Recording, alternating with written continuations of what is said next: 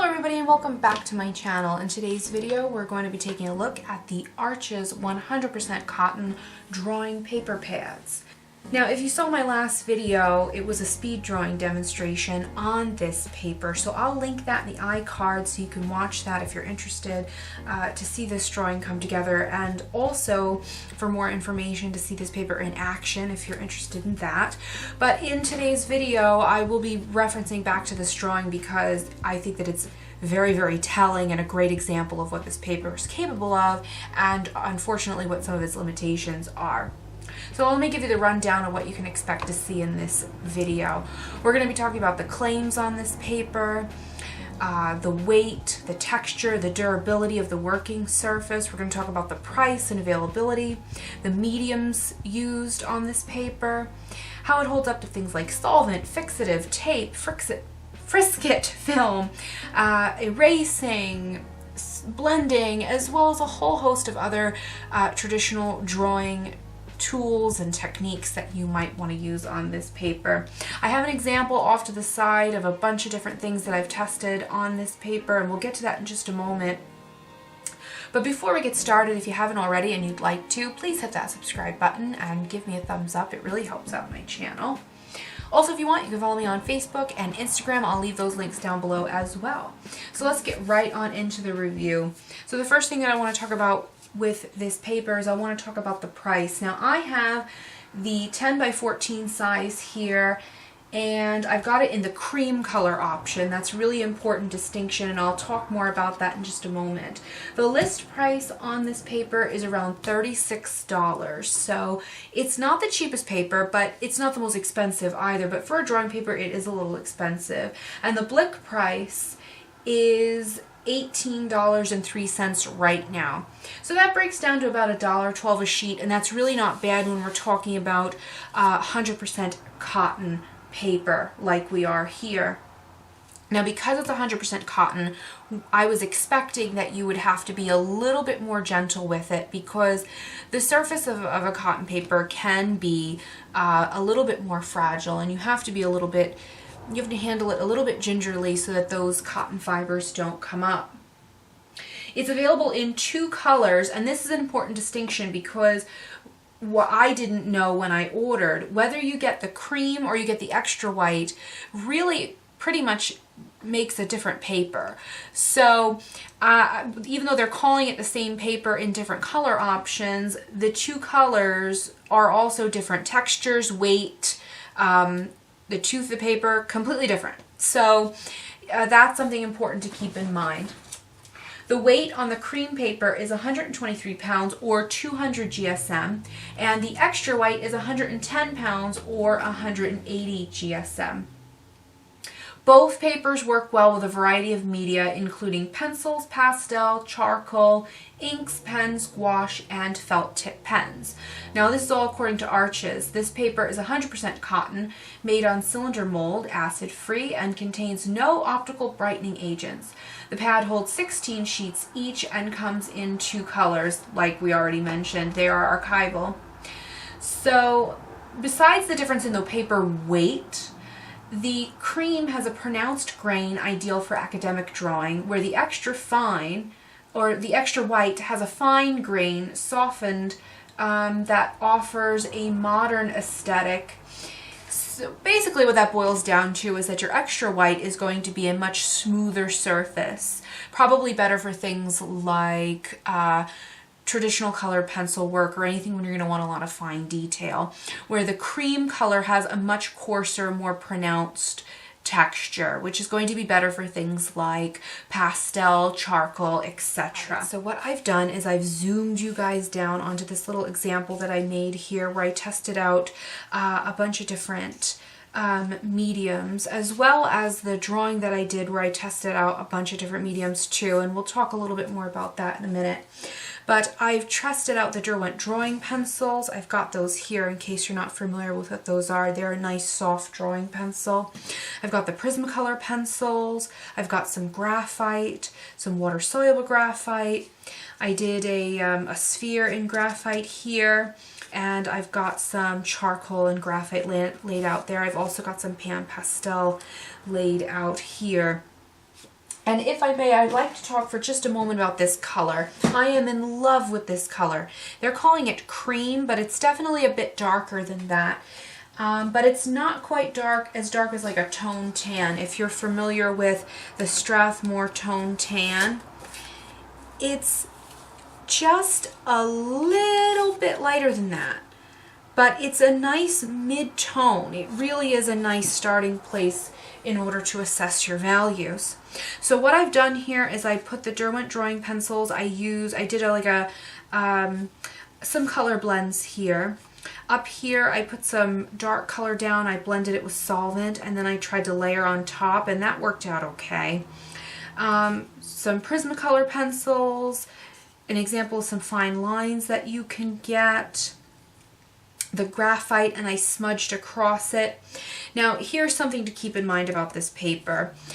When I went and I took like a blending stump and I just smudge across it, you have to be so super gentle, because otherwise the fibers of the paper start to come up.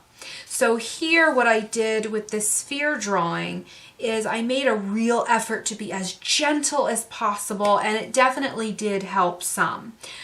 So that was good. But otherwise, as I was working through the previous drawing that I showed you, I noticed that the surface of the paper continuously became damaged. Here I did an eraser test to see how well things would erase, and I already knew how this was going to do, because as I erased on the paper I was working on when I did the mask drawing, constantly the paper was becoming damaged and it was coming up. It just can't hold up to erasing. And even though I was using a very soft vinyl eraser, it didn't matter. It continued to become rather damaged. Here I tried some aquarelle graphite, and it held up okay to a little bit of water, but in general I wouldn't recommend this paper for any kind of wet medium. Here I just kind of grazed the surface of the paper because I wanted to highlight that texture for you so that you would be able to see that.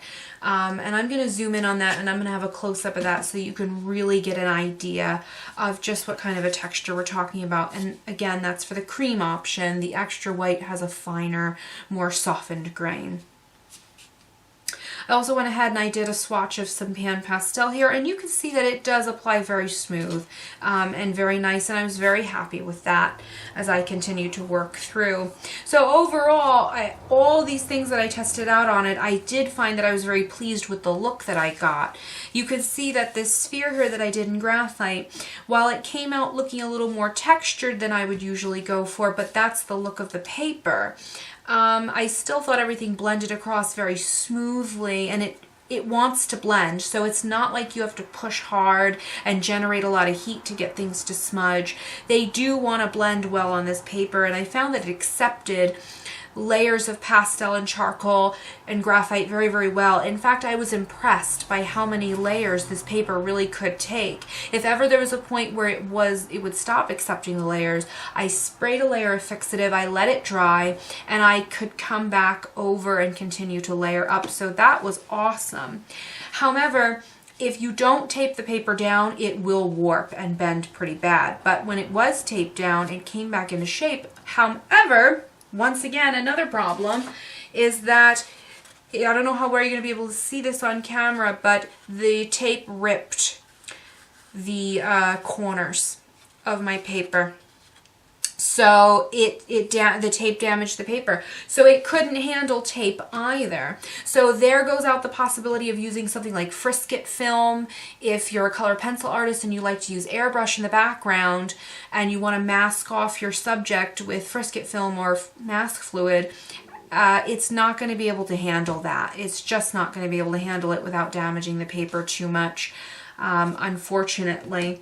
It did handle solvent very well, though. However, I can say that it didn't bleach the paper or do anything strange. It didn't warp it or damage it, as long as I didn't scrub with my brush when I went in to do the solvent blend. It handled it very, very well. All right, so I wanted to bring this paper back in, this drawing, because I wanted to show an example of... I think this drawing is a good example of not only some of the best qualities of paper, but also unfortunately, some of the negative qualities of the paper. So this drawing was what I did to test out this paper, like I said, and I threw a bunch of different things at it. I used charcoal on this, I used pan pastels, I even used a super soft Schmincke white pastel, and if you're familiar with those, you know just how soft they are. And I was able to layer it up on this paper, so I was really impressed by how many layers that it could take, like I said. But unfortunately, the kind of negative that I wanted to mention is that whenever I used anything from a blending stump to even some of these soft tools that I used here from pan pastels, even these soft art sponges were a little bit too hard and they damaged the paper. Not only that, but erasing damaged the paper. So there were a couple areas where I wanted to come in and get a little more definition, like around the nose. I used this eraser pencil. This is by Faber-Castell. And in person, I don't know how well you're going to be able to see it on camera, but in person I can see that the tip of the nose, the paper is a bit damaged, as well as some of the shadowed areas are just a little bit damaged from erasing. So that is definitely a huge negative. For a paper that's labeled drawing paper, I think that you should be able to work your sketch out, work your drawing out, and I think you need to be able to erase. Is kind of my opinion. So at this point, what I want to do is I want to give a rundown of the pros and cons of this paper, some of my final thoughts, and then I'd like to recommend a low-cost alternative if you were interested in one. So the pros of this paper, just one more time, it's 100% cotton, it's acid-free, archival, accepts many layers without clogging the tooth too easily, and I was very impressed by that. I love this texture of this paper, and I really did think that it lends itself to a very painterly feel to the work and an old world traditional look. I love the color. I think it's a beautiful mid-tone, not too dark. It's just about perfect, and I'm really in love with that color. But the con of this paper, unfortunately, is the durability of the working surface. It doesn't hold up well to erasing, to tape, to blending stumps and tools. It's just, unfortunately, very, very, very fragile. Overall, I will use this paper up, I think, but I doubt that I'd repurchase it simply because of the durability issue. I was a little bit disappointed with just how easily that paper came up. But what I'd like to do is recommend to you a lower cost alternative that I think, if you were wanting to find a paper that would work really well with charcoal and graphite, and maybe you wanted to do some layering with pastel like I did with the mask,